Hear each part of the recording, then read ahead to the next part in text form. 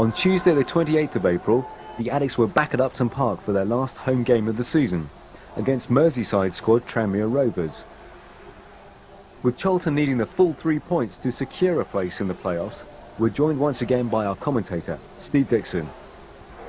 Welcome once again to Upton Park, 3 days after Charlton's best performance of the season, certainly here in East London against Leicester City. The Addicts are back in action against Tranmere Rovers in what is a vital second division league fixture. You'll of course know that Charlton beat Leicester 2-0 at the weekend, but unfortunately made no ground on the leaders at the top of the division because many of the other clubs in those top 6 or 7 places also won. So this is an important game for Charlton. It's one of the games they have in hand over one or two of the sides above them, certainly Cambridge in 5th place. Charlton could overtake Cambridge United if they beat Tranmere here tonight. Let's look at the Charlton side. And indeed, as far as the first 11 is concerned, it is the first 11 that took on Leicester City here on Saturday. The substitutes are Steve Gritt and Anthony Barness. The Tranmere Rovers side, there it is on the screen, plenty of familiar names, one of which is of course John Aldridge at number 8, Republic of Ireland striker. In goal, the captain Eric Nixon went with the Football League second division squad to play in Caserta in Italy earlier this year, and he's played for a number of clubs, most notably Manchester City. And Ian Muir at number 10, also a very dangerous forward indeed. The referee tonight is Mr. John Carter from Dorset, and he gets us underway with Charlton kicking from left to right. Red shirts, white shorts and red socks attacking the goal to my right. That's the North Bank end of the ground, the goal which Eric Nixon guards. The Tranmere Rovers are wearing white shirts, blue shorts and white socks,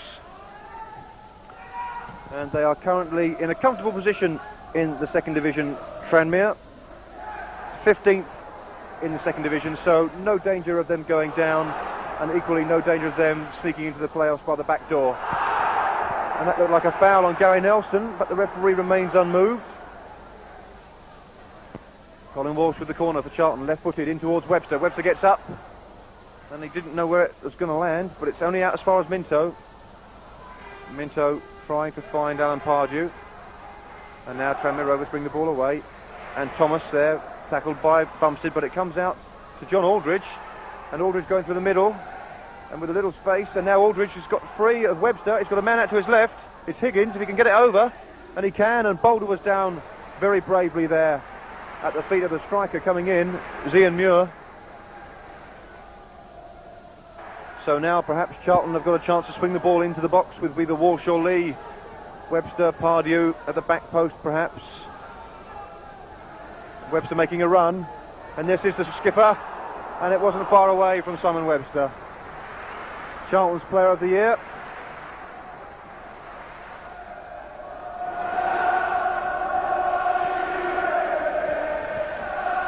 We've got some noise from the North Bank, which is looking reasonably full this evening.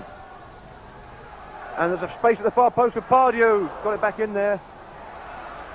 Bumstead gets up, and now Whyte could be in here. And there's a big roar from the fans behind that goal as Whyte went over. But no decision given.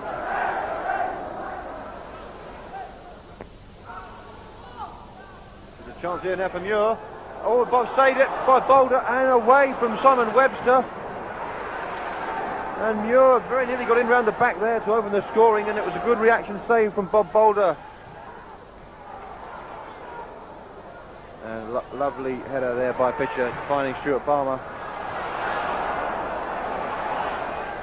And back to Balmer again. And gets it forward. Pardew should win this, and does. And Lee finds Darren Pitcher with a lovely first-time pass. And there goes David Whyte down the line. He needs some support though. He's away, Ross comes in, it's cleared. Now maybe Robert Lee can drive it in. And again, maybe he can drive it in. Twisting and turning one way then the other. Lee, he's blocked, and that's surely obstruction if nothing else.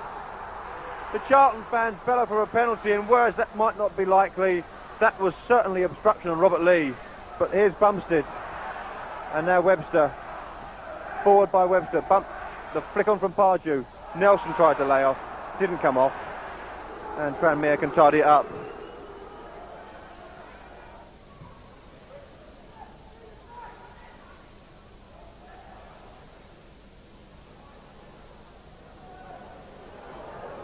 And here's Kenny Irons. Oh, it's gone in! Oh, it's gone in! It's gone in! I think it's an own goal. Or was it Aldridge at the far post? But Irons got the cross in. It took a deflection and it went away from Bob Boulder. And Tranmere have the lead. With 34 minutes of this game gone, it's a shock for Charlton. It's Charlton Athletic 0, Tranmere Rovers 1.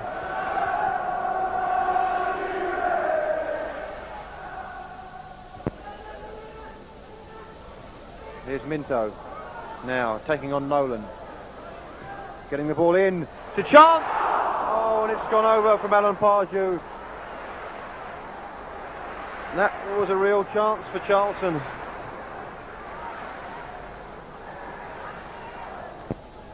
Robert Lee cuts inside on his left foot with a shot saved by Nixon and no one following up. But that was an identical move to the one that he produced on Saturday to give Charlton the lead against Leicester City. It nearly came off then, but for a fine save by Eric Nixon. And Charlton have got plenty of men round the ball.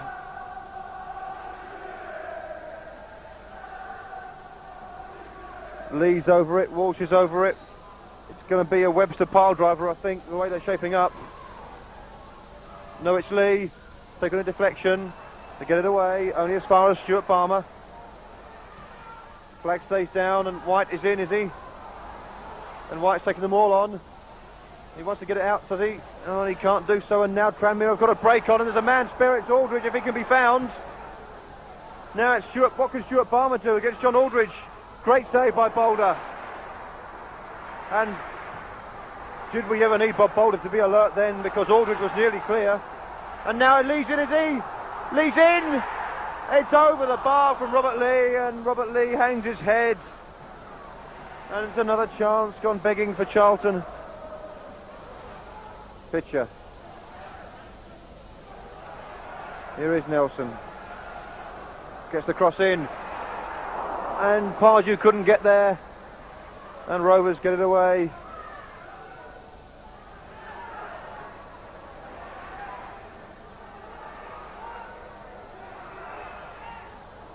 Stuart Balmer intercepting. That's a Charlton throw. And now there's Lee. Now can Lee get it over? He can. Oh, and the goalkeeper was down well. Muir. Gritt gets in. Now it's for Whyte. And there goes Colin Walsh. He's pulled it back for Lee. Shot was blocked. It's come out again to Walsh. Oh, he wanted to go on his left foot first of all. And here's Mungall. Forward by Gritt. Minto over his shoulder. Flick on by Pardew. Webster couldn't get there. Charlton encamped in the Tranmere half with 10 minutes left. It's Stuart Balmer. Now there's a chance for Whyte. Is there? No, there isn't. It's forward for Pardew. He's got Minto in support. Here is Minto. Minto going at the Tranmere defence. Gets the cross in. Webster gets up. It's a goal kick. A large gathering of Charlton fans, certainly in terms of Upton Park, came this evening in the hope that Charlton would get the 3 points to take them within reach of the playoffs.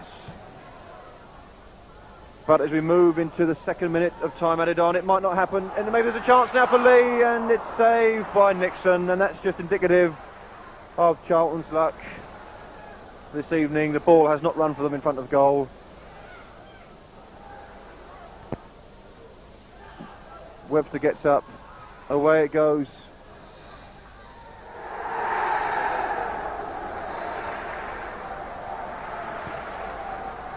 The final whistle goes. Charlton Athletic 0, Tranmere Rovers 1. This, their last home game of the league season.